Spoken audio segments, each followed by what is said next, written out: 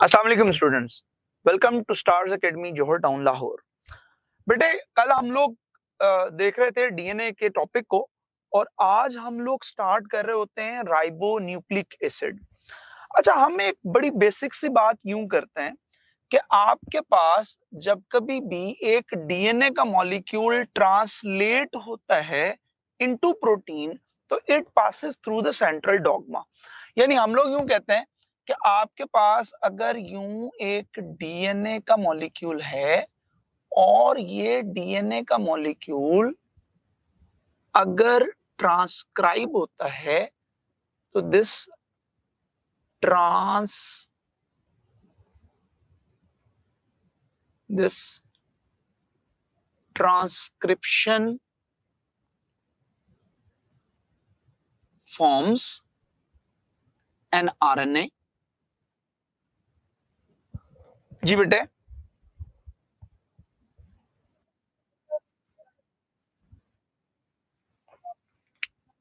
अच्छा बेटे, वो बिल्कुल आपकी ठीक बात है कि पेपर के अंदर डीएनए मेंशन हमारे सिलेबस में मेंशन नहीं है, लेकिन लास्ट ईयर चूंकि पेपर में क्वेश्चन आया है इस वजह से आपको वो वाला टॉपिक करवाया गया है। वरना हमारे लिए तो बेटे ये आसानी होती है कि हम वो टॉपिक आसानी से स्किप कर दें क्योंकि हमारे पास लिमिटेड टाइम फ्रेम होता है। लेकिन आपको वो टॉपिक इसीलिए कराया गया है कि पिछले साल चूंकि उसमें से क्वेश्चन को टच किया गया तो इस वजह से ये जरूरी समझा गया कि आपको वो टॉपिक करवाया जाए। आज हम लोग डेफिनेटली आरएनए के टॉपिक के ऊपर फोकस करेंगे।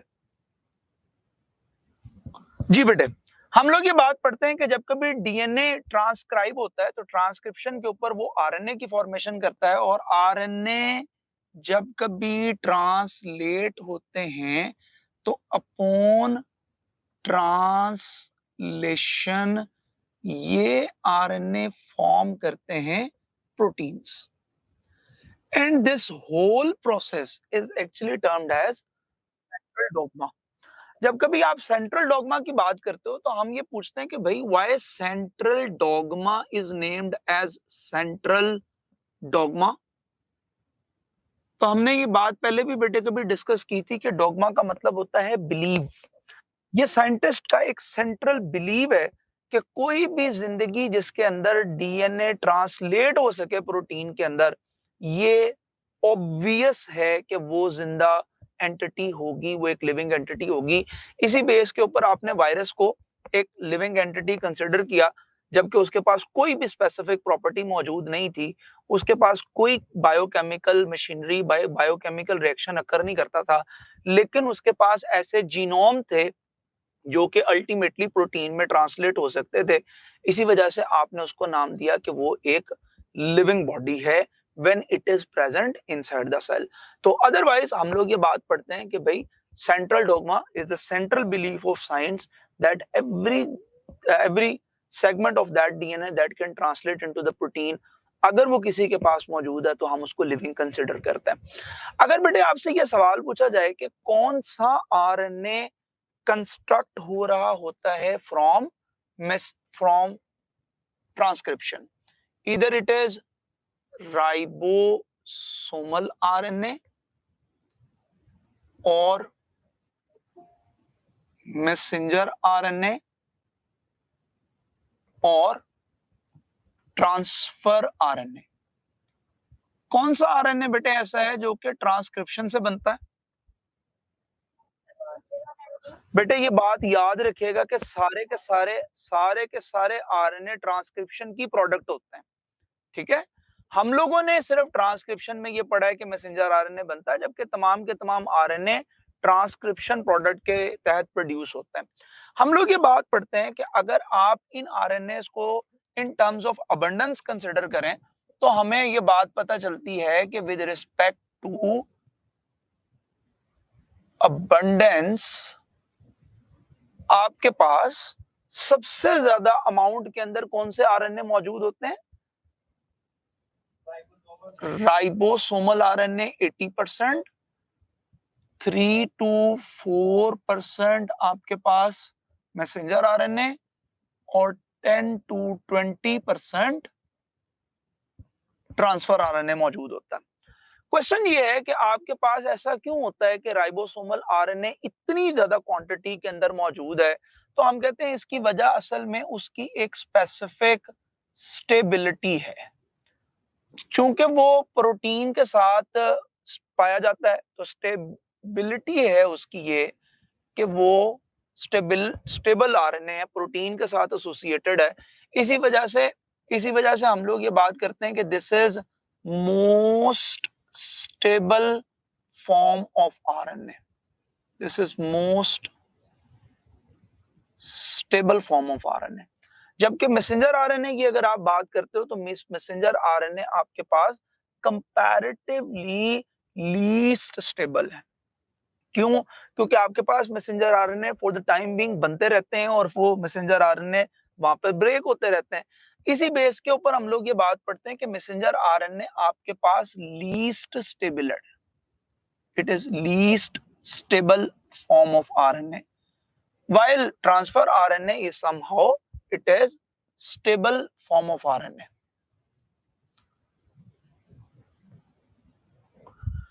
हम कहते हैं जी अगर आप इसकी शेप को डिस्कस करो तो शेप के एतबार से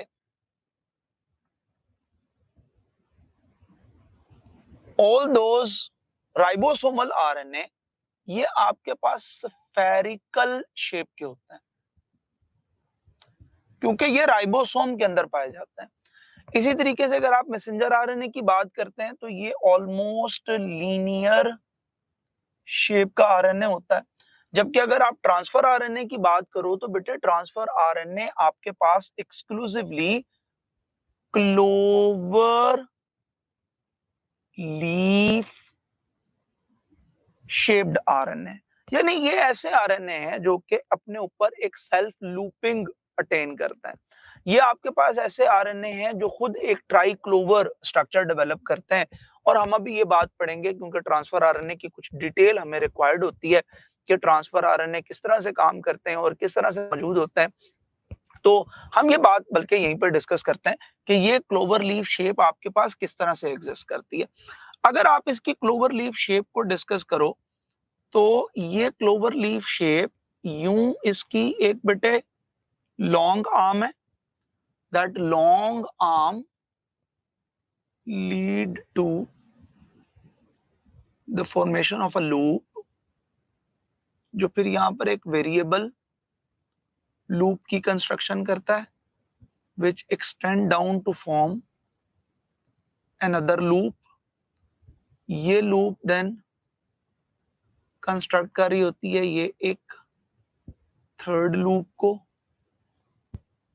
और इस तरह से आपके पास एक क्लोवर लीफ शेप की डायग्राम बनती है। वो कहते हैं जी आपके पास जैसे हर एक स्टैंड जो कि न्यूक्लियोटाइड का है वो 3 प्राइम एंड से 5 प्राइम एंड तक जाता है, और हम ये बात पढ़ते हैं कि ये आपके पास वो एंड जो कि 3 प्राइम एंड के तौर पे शो होता है जहां पे हाइड्रोक्सिल ग्रुप मौजूद होता है। यहां पर बेटे ACC न्यूक्लियोटाइड मौजूद होता है, और हम लोग ये बात कंसिडर करते हैं कि ये ACC साइट वो साइट होती है जिसके ऊपर बेटे यहाँ पर मौजूद OH की वजह से अमाइनो एसिड अटैच होते हैं।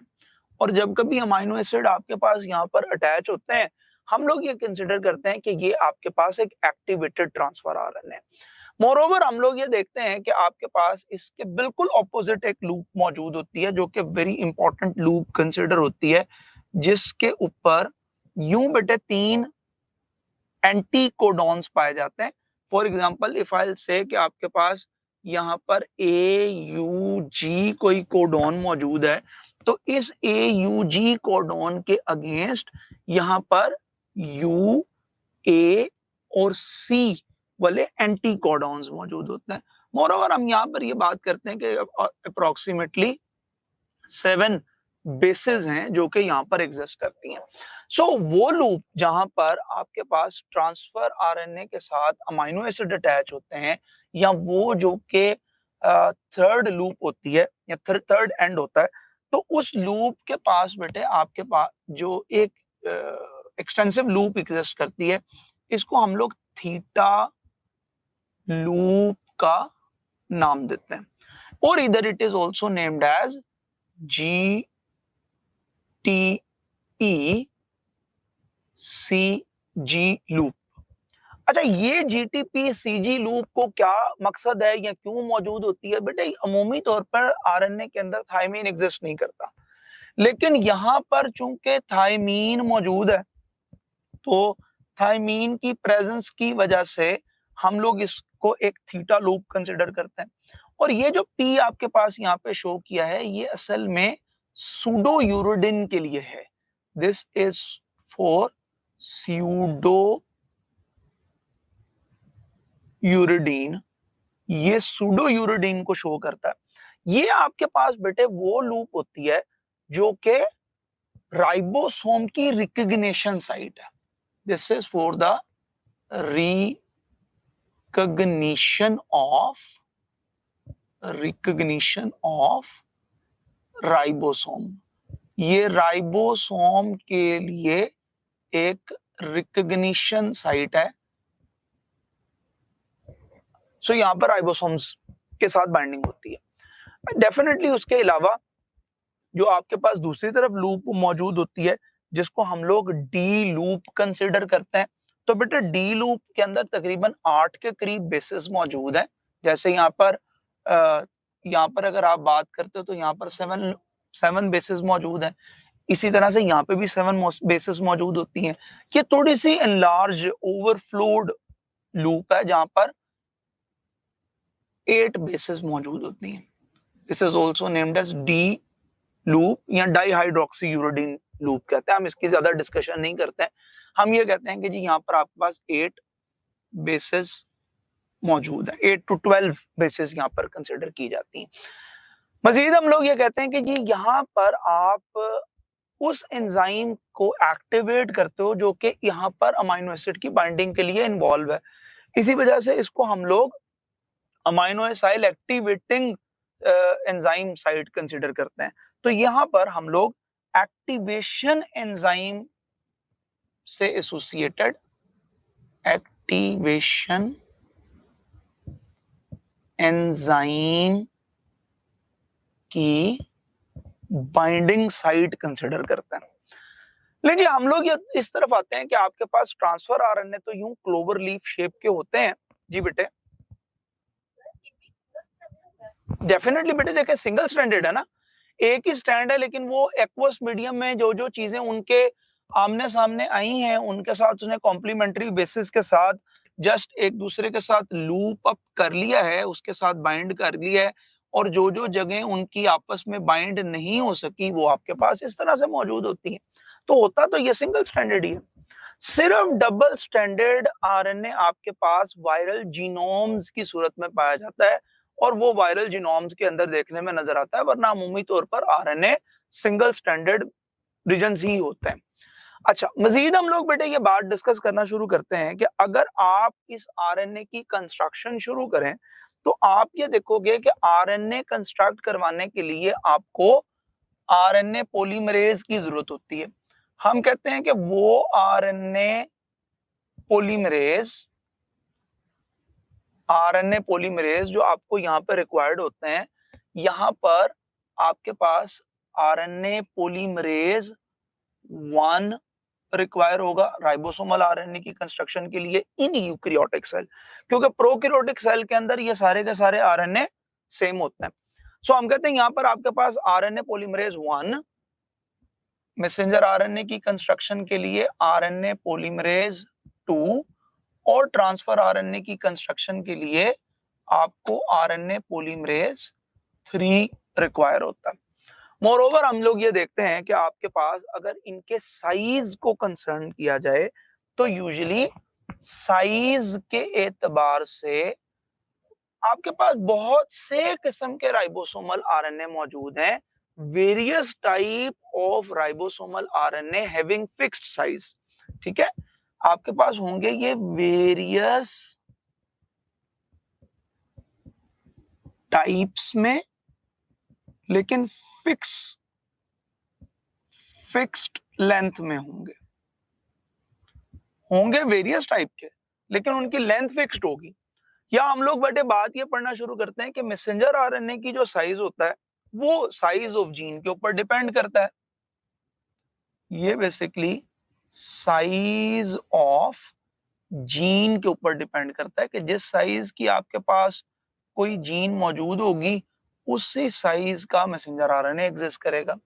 इसी तरीके से अगर आप ट्रांसफर आरएनए की बात करो तो ये बड़े एक बेसिक रेंज के अंदर पाए जाते हैं, क्योंकि ये आपके पास 75 टू 90 न्यूक्लियोटाइड्स कैरी करता है। मजीद अगर हम लोग बात करें कि ये कौन सी चीजें कैरी करते हैं और कौन सी चीजें कैरी नहीं करते, तो हम लोग ये बात पढ़ते हैं बेटे कि if we concern that whatever they carry, तो राइबोसोमल आरएनए के पास बेटे राइबोजाइम्स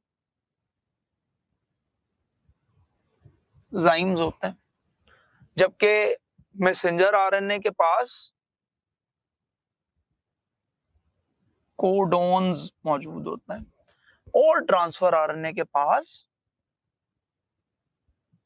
एंटी कोडोन्स मौजूद होते हैं। अगर बेटे आप इसकी सिंथेसिस को कंसर्न करो तो with respect to synthesis of these RNA, अगर हम लोग इसकी सिंथेसिस को देखें तो synthesis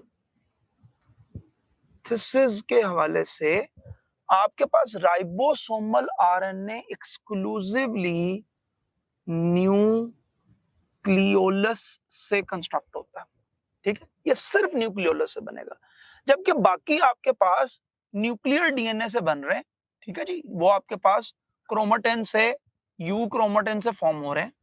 so these all are form from euchromatin. इसी तरह से ये भी आपके पास यू क्रोमेटिन से कंस्ट्रक्ट होता है। अगर आप बेटे इसको in terms of post transcriptional modification में देखोगे तो हम लोग ये देखते हैं कि with respect to post transcriptional modifications, ribosomal RNA आपके पास एक ऐसा आरएनए होता है जिसके अंदर कोई पोस्ट ट्रांसक्रिप्शनल मॉडिफिकेशन नहीं होती, जबकि messenger RNA in eukaryotic cell आपको 7 मेथाइल जीटीपी की कैप और टेल अटैच करनी पड़ती है। सो यहाँ पर पोस्ट ट्रांसक्रिप्शनल मॉडिफिकेशंस होती हैं, जबकि ट्रांसफर आरएनए के अंदर भी कोई पोस्ट ट्रांसक्रिप्शनल मॉडिफिकेशंस देखने में नजर नहीं आती हैं। वो कहता है जी अगर आप इस पे फंक्शन को कंसर्न करो, अगर आप इसके फंक्शन को कंसर्न करो तो ribosomal RNA as a protein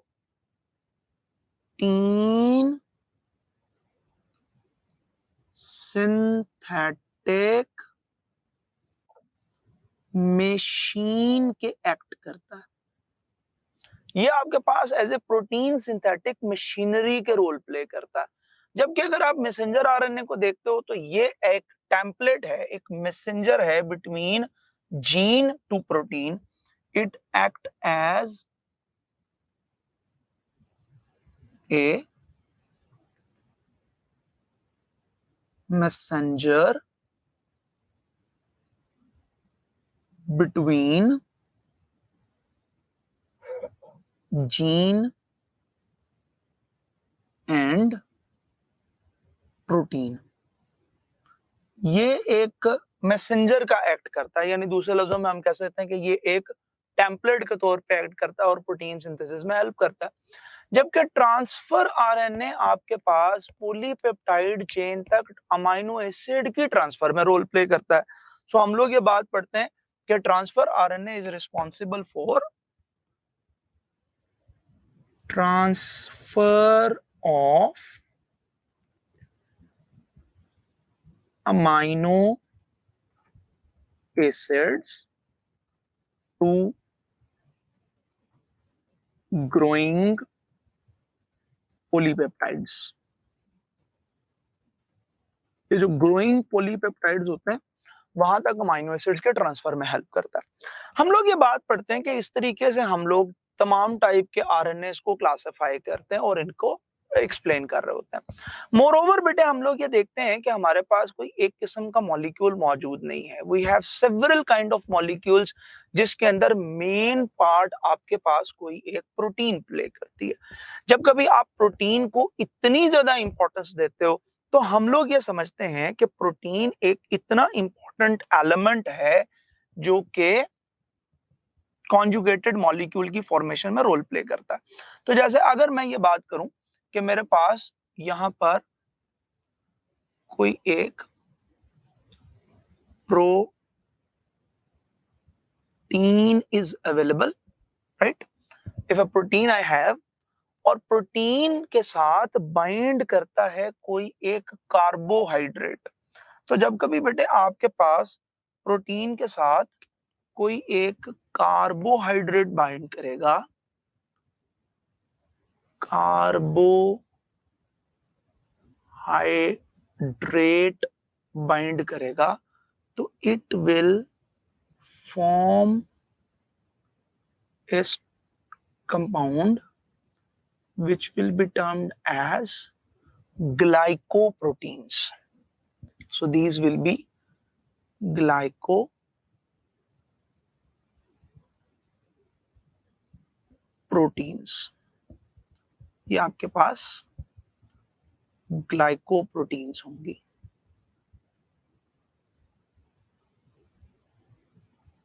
right? अच्छा, अमूमी तौर पर बेटे जो ग्लाइकोप्रोटीन्स आपके पास मौजूद होती हैं, ये सारी की सारी ग्लाइकोप्रोटीन्स को याद करने के लिए हम लोग इसका एक बड़ा सिंपल सा निमोनिक क्यूब बनाते हैं कि जितनी भी ग्लाइकोप्रोटीन्स आपके पास मौजूद हैं बेटे, वो आपके लिए एक्ट करती हैं एज हीटर प्रोटीन। ये एज हीटर एक्ट करती हैं। अच्छा, हीटर कैसे एक्ट करती हैं? क्योंकि हम लोग ये बात पे बिलीव करते हैं कि बेटे बहुत से ग्लाइकोप्रोटीन जो कि यूजुअली सेलुलर सेक्रेशंस में रोल प्ले करते हैं, तो हम ये बात पढ़ते हैं कि आपके पास ये हार्मोन्स के तौर पर मौजूद होते हैं।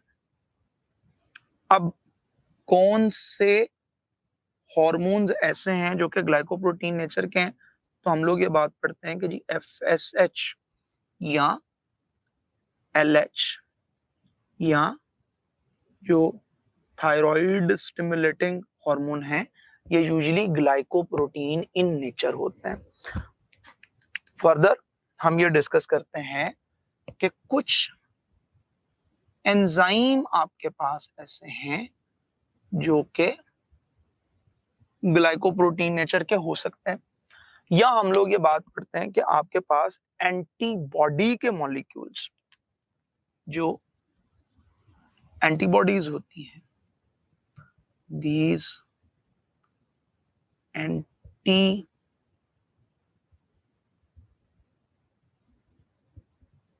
antibodies are glycoprotein in nature.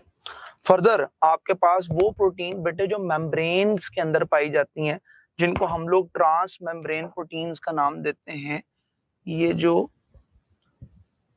Trans membrane proteins हैं, ट्रांस मेम्ब्रेन प्रोटीन्स हैं, ये एज ग्लाइकोप्रोटीन्स मौजूद हो सकती हैं। यहां बेटे हम लोग ये बात पढ़ते हैं कि आपके पास ऐसी प्रोटीन्स, मतलब all extra cellular secretions, mostly extra cellular जो सेक्रीशंस होती हैं, वो आपके पास ग्लाइकोप्रोटीन नेचर की होती हैं। या सेल की सरफेस के ऊपर बेटे जो रिसेप्टर्स मौजूद होते हैं, वो आपके पास ग्लाइकोप्रोटीन नेचर के होते हैं।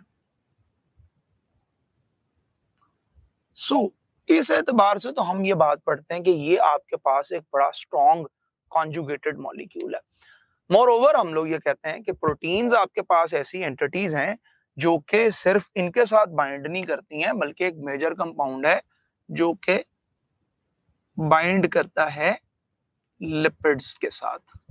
जब कभी बेटे ये लिपिड्स के साथ बाइंड करते हैं तो लिपिड्स के साथ बाइंड करने पर ये ग्लाइको सॉरी लिपोप्रोटीन्स फॉर्म करते हैं. दे में फॉर्म लिपोप्रोटीन्स.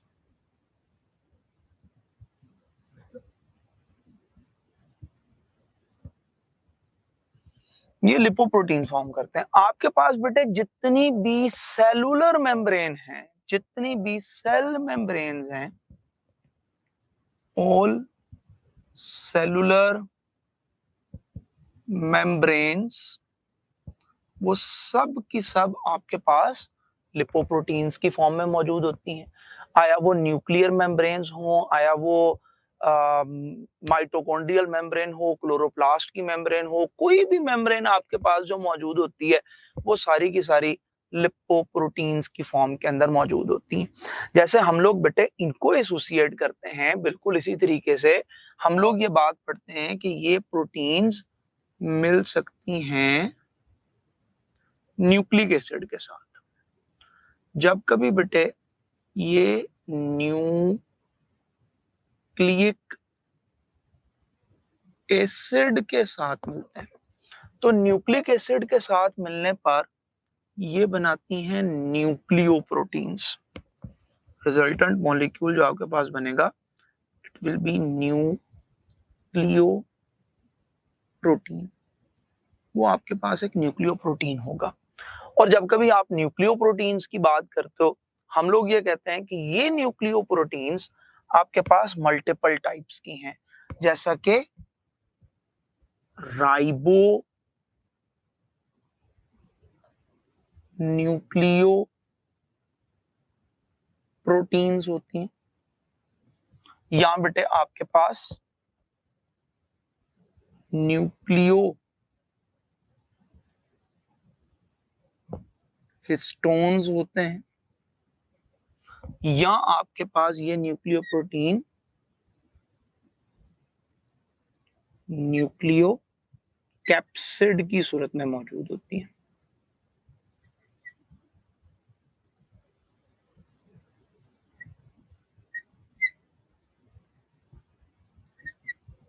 या ये न्यूक्लियो कैप्सिड की सूरत में मौजूद होती हैं. अगर आपसे ये बात पूछी जाए कि बेटे इसमें से कौन से आपके पास ऐसे हैं जिनको हम लोग राइबोसोम्स कंसीडर करते हैं, तो डेफिनेटली आप ये कहेंगे कि sir ribonucleoproteins are ribosomes. ये राइबोसोम्स होते हैं. न्यूक्लियो हिस्टोन्स की बात करेंगे तो ये आपके पास न्यूक्लियो सोम्स होते हैं, जो फिर इन टर्म आपके पास क्रोमोसोम की फॉर्मेशन करते हैं. मोर ओवर हम ये बात पढ़ते हैं कि न्यूक्लियो कैप्सिड यूजुअली आपके पास वायरसेस की बात करते हैं. अच्छा, जैसे हमने ये देखा कि प्रोटीन लिपिड्स के साथ, प्रोटीन न्यूक्लिक एसिड के साथ, प्रोटीन कार्बोहाइड्रेट के साथ बाइंड करती है, बट एग्जैक्टली लाइकली कार्बोहाइड्रेट और लिपिड भी एक दूसरे से बाइंड करते हैं. जब ये कार्बोहाइड्रेट और लिपिड एक दूसरे से बाइंड करते हैं तो ये ग्लाइकोलिपिड्स की फॉर्मेशन करते हैं. They will form glycolipids. ये ग्लाइकोलिपिड्स की फॉर्मेशन करते हैं. और ये बेटे ग्लाइकोलिपिड्स आपके पास कहां पे मौजूद होंगे? हम कहते हैं ये भी आपके पास सेलुलर मेम्ब्रेन्स में मौजूद है, जैसे कि आपके पास माइलिन शीथ की मेम्ब्रेन होती है, या ब्रेन के अंदर सेरिब्रोसाइड्स मौजूद हैं, या आपके पास सारी की सारी ग्लाइकोलिपिड्स होते हैं. सो दिस इज हाउ हम वी कैन से दैट कि आपके पास ये ग्लाइकोलिपिड, उसके अलावा सेरिब्रोसाइड्स होते हैं बेटे. ये ब्रेन के अंदर, यानी न्यूरॉन की कंस्ट्रक्शन के अंदर आपके पास न्यूरोनल मेम्ब्रेन्स के अंदर ऐसे यूनिट्स मौजूद होते हैं जिनको हम लोग सेरिब्रोसाइड्स कहते हैं. ठीक है. हम लोग ये बात पढ़ते हैं कि जी अगर अगर उसके अलावा ये सेल मेम्ब्रेन का इंपॉर्टेंट पार्ट होता है। सो हम लोग ये कह सकते हैं कि ये एक प्रोटीन चूंकि बहुत अहम इंग्रेडिएंट है, लेकिन आपके पास ये सभी के सब as conjugated molecule role play करता है। दीज आर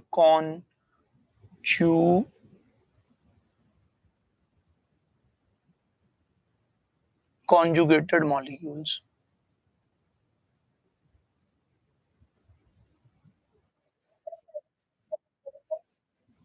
बेटे सेरिब्रोसाइड लिखा है।